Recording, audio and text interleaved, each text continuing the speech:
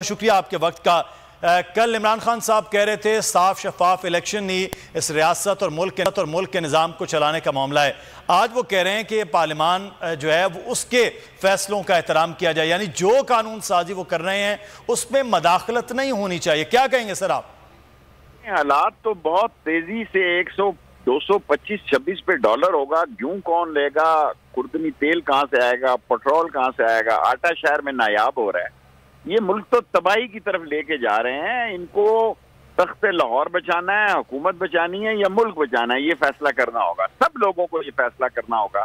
मुल्क है तो सब कुछ है, और जिस किस्म की सूरत हाल पैदा होती जा रही है वो बड़ी खौफनाक है, और मुल्क खाना जंगी की तरफ जा रहा है और डिफॉल्ट होने की तरफ जा रहा है।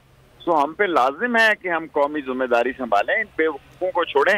ये इनकी तो अकल जवाब दे गई है। ये सियासत में भी हारे हैं और वैसे भी हारेंगे, और इनका दिमाग नहीं काम कर रहा। ये 14 के 14 बेवकूफ जो हैं ये मुल्क को तबाही की जानब ले जा रहे हैं, लेकिन इंशाल्लाह मुल्क कायम रहेगा और मुल्क आगे बढ़ेगा। शेख साहब, बड़ी एक अहम बात उन्होंने की। उन्होंने कहा जी इमरान खान साहब को मर्जी का चीफ इलेक्शन कमिश्नर चाहिए, मर्जी का चीफ जस्टिस चाहिए, मर्जी का चीफ ऑफ आर्मी स्टाफ चाहिए, मर्जी का पपेट एक सदर चाहिए। तो ये जो इमरान खान साहब के हवाले से वो कह रहे हैं कि हर चीज़ वो उनकी मर्जी के मुताबिक नहीं हो सकती। फिर वो साथ ही उन्होंने जो आप खालिद साहब ने बात की है कि वो अमीरुल मोमिनीन बनना चाहते हैं, वो सब चीज़ों पर कब्जा करना चाहते हैं। तो ये नवाज शरीफ साहब का 96, 99 तक के दौर की बातें भी कुछ इमरान खान पर डाल दी गई हैं। ये जो इमरान खान के जिम्मे सारी चीज़ें हैं, ये किस बात का पता दे रही हैं? इस किस्म का लहजा, इस किस्म की चीज़ें मुल्क ये टकराव की तरफ ले जाना चाहते हैं। टकराव से गुरेज करना चाहिए।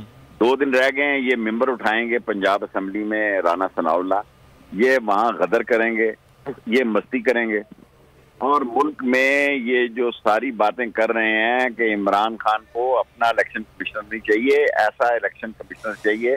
आर्मी चीफ तो अब वो है नहीं है हुकूमत में जो उसने आर्मी चीफ का फैसला करना है। सो ये सारी बातें जो हैं वो कर रहे हैं, जो कि ये किसी और का फेस है, और फेस बिहाइंड केस कोई और है।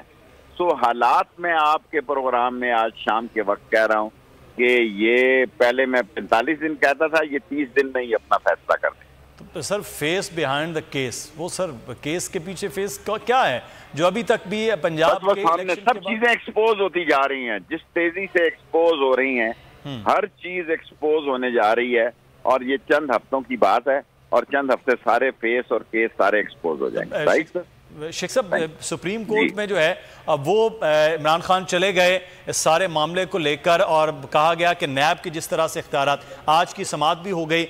आज जो बात की गई है ये सुप्रीम कोर्ट को तंबीह की जा रही है कि इदारों के अपने इख्तियारात हैं, आइन में लिखे गए, मदाखलत जो है वो ना की जाए अगर कोई पार्लियामान कानून साजी कर रही है।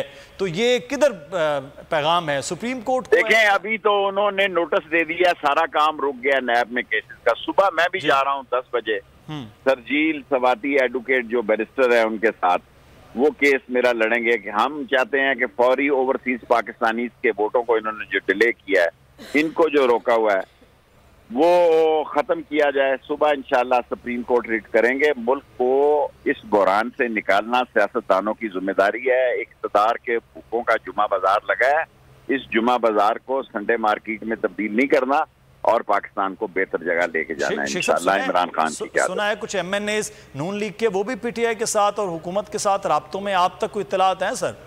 देखें, मेंबर अब ऐसे ही हो गया है ना, जो मेंबर इतने जो बिके हैं, जो रिजल्ट है, जो फजा बन रही है वो बड़ी मुख्तलिफ है। So things are very critical. Any time, any week something can happen. Thank you sir. बहुत शुक्रिया। शेख रशीद अहमद साहब हमारे साथ मौजूद थे, सहाफ़ी और तजज़ियाकार।